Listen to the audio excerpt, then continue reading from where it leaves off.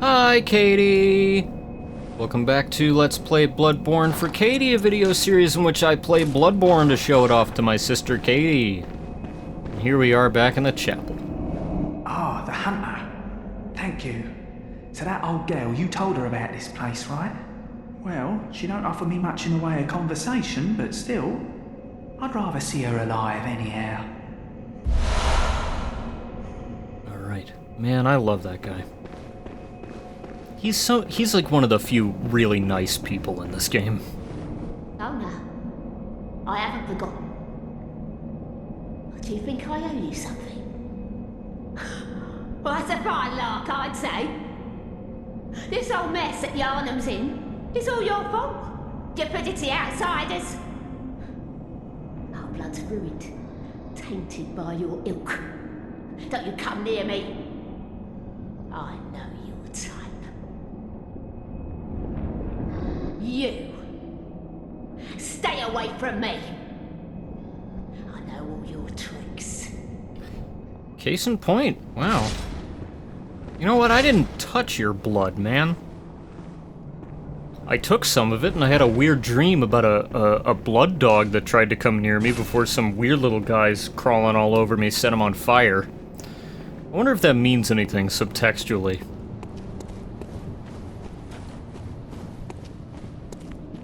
What a lovely view. Look at that guy with the trench coat. I wonder if he's friendly. Oh, hey, another one. Hey, how you doing? Ow. Okay, no, these guys are assholes. So these guys are, I believe they're called church wardens? They prowl the grounds of the healing church in the cathedral ward, looking for people to jab with their pointy picks. They're not that tough. They're a little sturdier than your typical Yarnumite mob hunter, but you know, as long as you're good at dodging and staying on them, they're not gonna give you too much trouble. Not all of them have those picks. Some of them wield scythes and guns and other sorts of things that we'll see.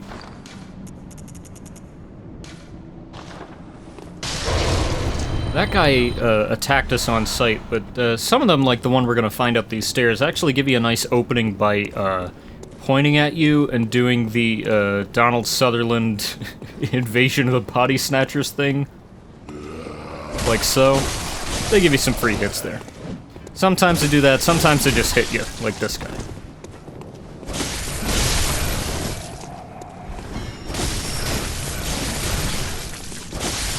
And of course, even if you get hit, you can make it back with the rally mechanic.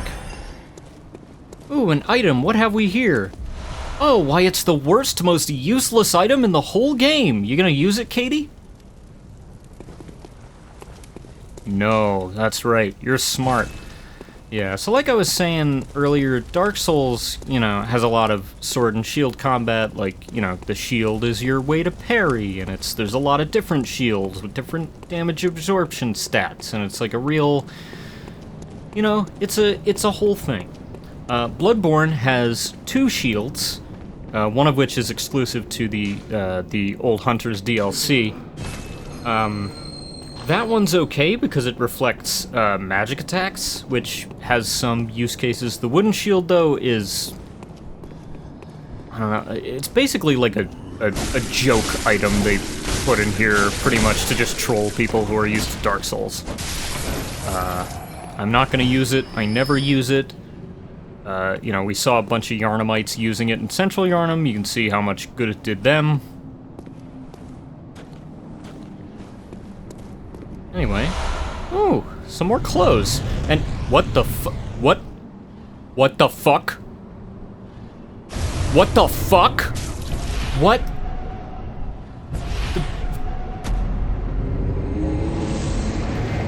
Okay. Whew. Well, I'm certainly not gonna stand in that spot ever again.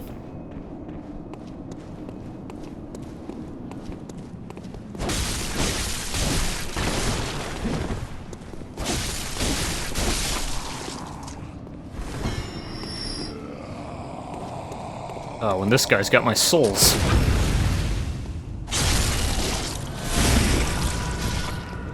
Give me all my shit back. Thank you.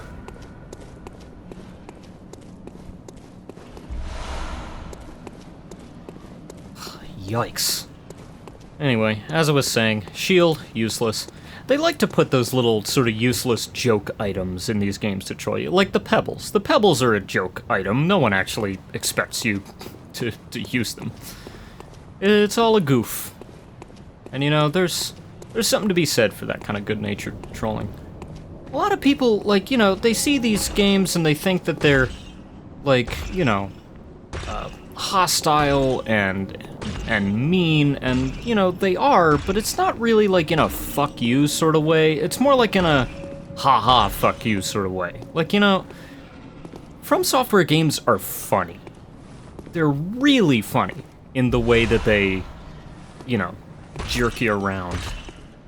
I'm just gonna casually sneak past that guy, because that guy looks, like, not fun. There we go. Okay, we're safe. In fact, Jenna Stoeber from Polygon did a whole video that I'll link in the description about Elden Ring, the latest From Software game, and how it's really funny. It's full of jokes, and the punchline to every joke is "you died."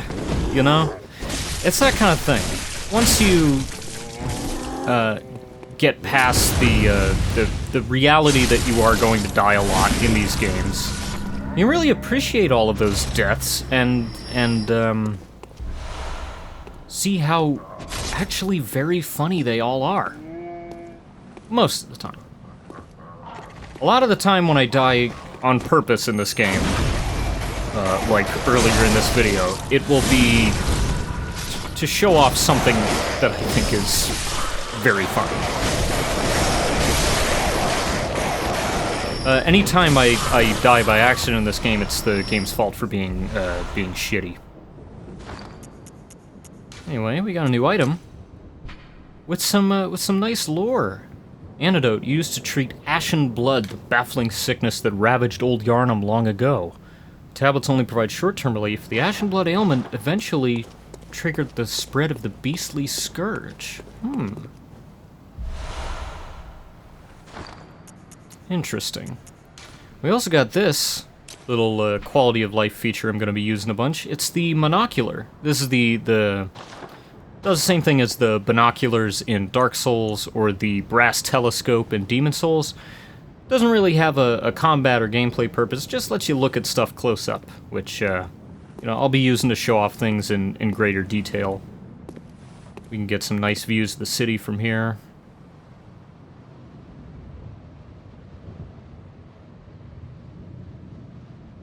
Yeah, look at all that.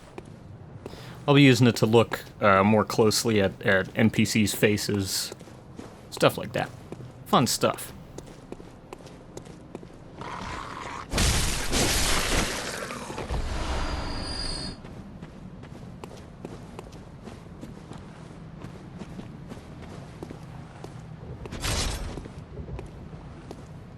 Alright, guess fighting these guys is unavoidable.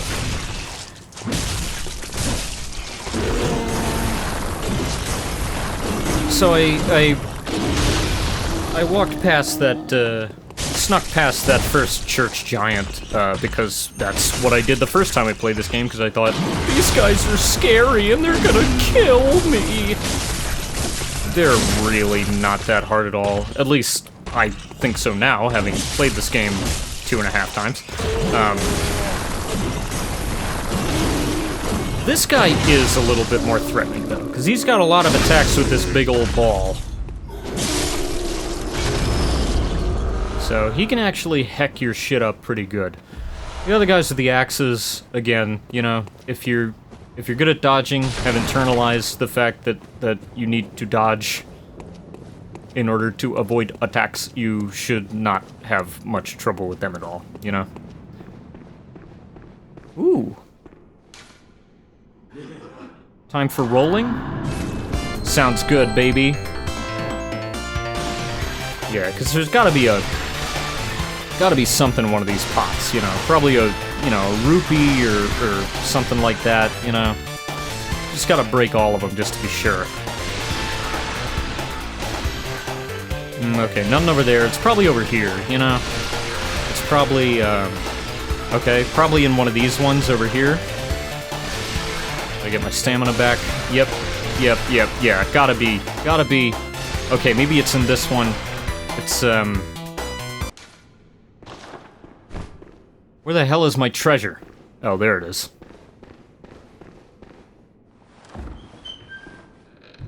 Can't believe that. Oh. Hey, that's actually pretty good. Now that we can put this stuff in our weapons.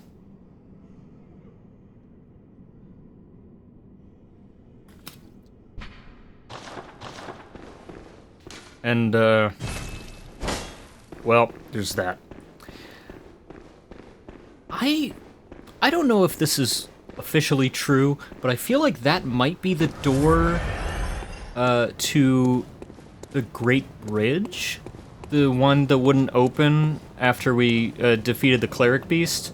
I think that's the same door. I mean, it makes sense to me, given that you have two doors, one in the Cathedral Ward, one that I was told would lead to the Cathedral Ward, and neither of them will open. I feel like that's probably the same door. Also wanted to get a nice look at this guy's face, and it was surprisingly difficult to get him in a position where I could see it really well, so, excuse me, sir. Please let me look at your, nice scraggle beard. Oh, man. Some, like, World of Warcraft looking motherfucker. I love the Havoc physics engine so much. I love it when dead guys in games just flop all around like ragdolls. It is so good. That's why Uncharted is a good game.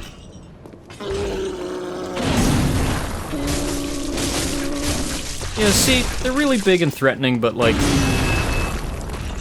you're such a small target, you know, sometimes you don't even need to dodge. Okay, well, now I look like an idiot. Okay, yeah, you need to dodge. I don't know what. Ignore me. Do as I. Don't do as I say or as I do.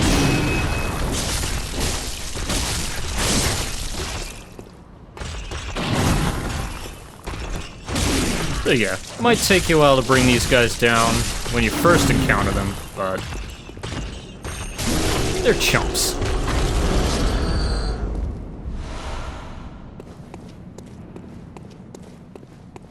Anyway.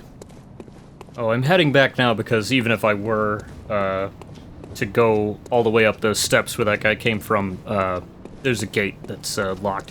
It's the gate you can open with the Hunter Chief emblem, if you feel like spending 10,000 blood echoes on it. You! Stay away from me! I know all your tricks.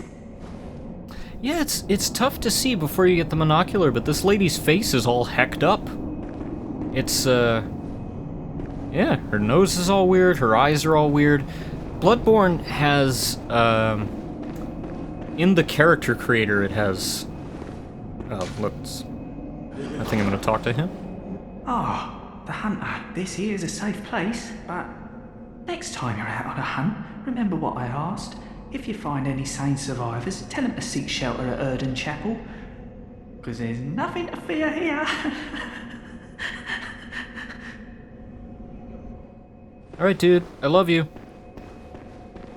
But yeah, Bloodborne has certain facial deformation sliders that are inaccessible to players using the character creator, but are in there so the devs could make NPC faces that are like weirdly off-kilter like that. And in universe, it's supposed to be like sort of side effects from overuse of the blood of the healing church. Or hell, other types of blood. Because after all, we were administered blood at Yosefska's clinic, which is not affiliated with the healing church at all. The use of blood healing has spread throughout Yharnam to the point that the church no longer has a monopoly on it. Which is an interesting little detail, you know. Also a little disappointing, that blood minister from the first cutscene, the one that you told me looks like our dad, he never appears again in this game, which kind of sucks because he's a cool spooky guy. I like him.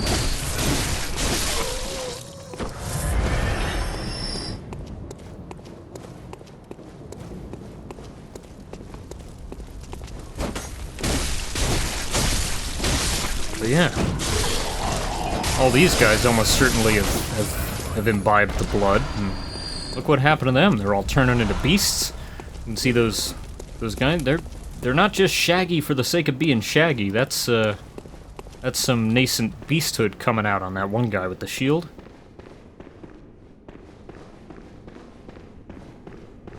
And given the fact that they're all trying to kill us, seems like there's some madness inherent to the beast plague too. So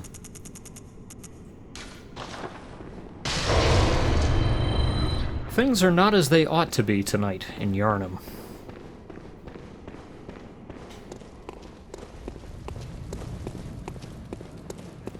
I'll get into this more a little later when we get into how beasthood in gameplay works, but the player character in this game is immune to the beastly's plague. That's what that stuff with the bloody puppo was supposed to be sort of telling you a bit poetically at the start of the game when you first are administered the blood. We see the beast rising from a pool of blood as a indication that the beast plague is in the blood. Possibly resides within man's psyche in general, but definitely the blood makes it come to the forefront, and it almost got us if not for that fire that seemed to have been lit upon it by the messengers that started crawling all over us and essentially chose us to be a hunter of the dream.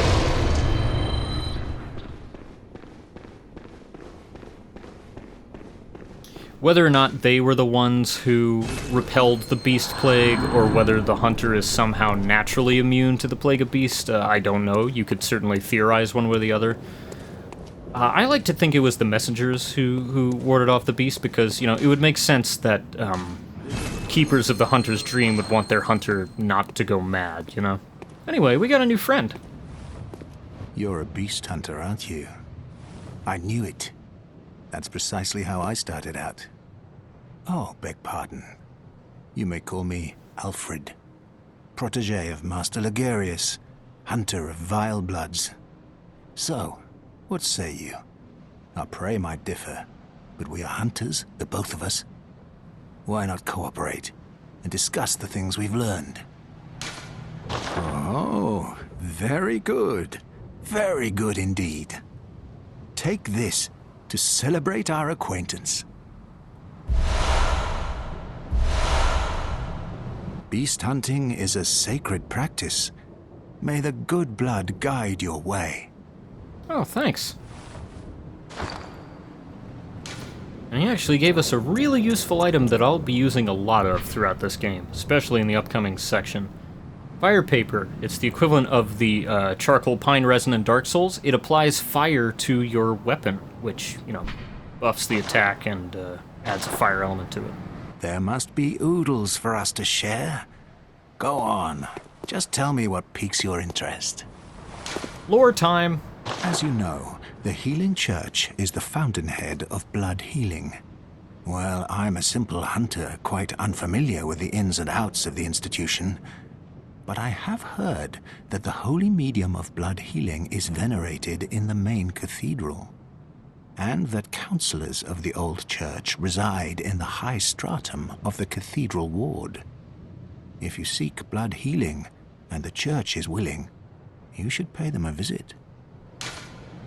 Byrgenwerth is an old place of learning, and the Tomb of the Gods, carved out below Yharnam, should be familiar to every hunter. Well, once a group of young Byrgenwerth scholars discovered a holy medium deep within the tomb. This led to the founding of the Healing Church and the establishment of blood healing. In this sense, everything sacred in Yarnum can be traced back to Bergenworth. But today, the college lies deep within a tangled wood, abandoned and decrepit. And furthermore, the Healing Church has declared Bergenworth forbidden ground. It's unclear how many of its scholars remain alive, but only they know the password that allows passage through the gate. I bid you farewell. It has been a pleasure. May the good blood guide your way. Well, thanks, Alfred. I learned a lot from that. I might have to pay this Bergenworth place a visit if getting into the church turns out to be a bust. Also learned something interesting about the Tomb of the Gods, or the Chalice Dungeons, whatever you want to call it. That was the source of the blood that the church uses in their blood administration. And not only that, the Healing Church sprang out of the College of Bergenworth, which was the institution that discovered the blood in the first place. Starting to get a nice picture of the events that led us to this momentous night.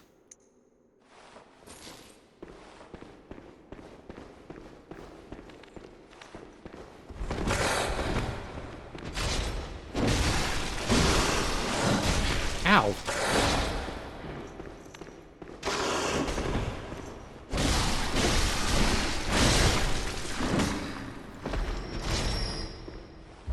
I forget if this wolf respawns or not, because the first one in the game on the first floor of the clinic does not respawn after you kill it the first time. I forget if this one does, or it might just be that, like, you know, there's a lamp through here, so once you come through this, you know, sort of staircase area the first time under that coffin that moved, like, you never really need to come back through this way, as long as you've, you know, found all the items. So I think I might just be like, you know, I never went through that room where the wolf was again, so it's like, if he respawns, I wouldn't know, because, you know, I would just warp straight to this lamp.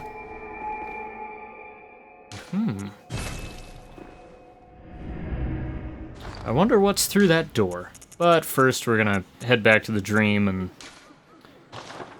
do a little bit of shopping, maybe some leveling up.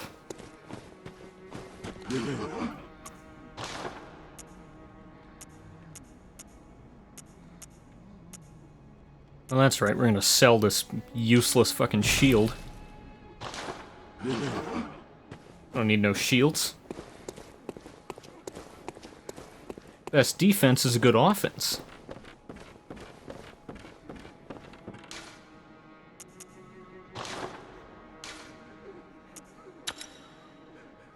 And when it comes to blood gems, some of them have special effects, like this one has, like the red blood gem, not only it buffs your attack, it also increases your rally potential, so the amount that you can potentially make back from your rally mechanic. I tend not even to look at the special effects and just I just go with you know, which ones improve my attack more. You know, if you give me the highest blue numbers, and I'll just go with those. Welcome home, good. What is it you... Very well, let me... The one time the special effects I worry about is way later on in the game. There's cursed blood gems where they have really good buffs to your attack stats, but they come with a curse, a drawback. So you got to be careful with those. Anyway, we're going to Old Yarnum next time.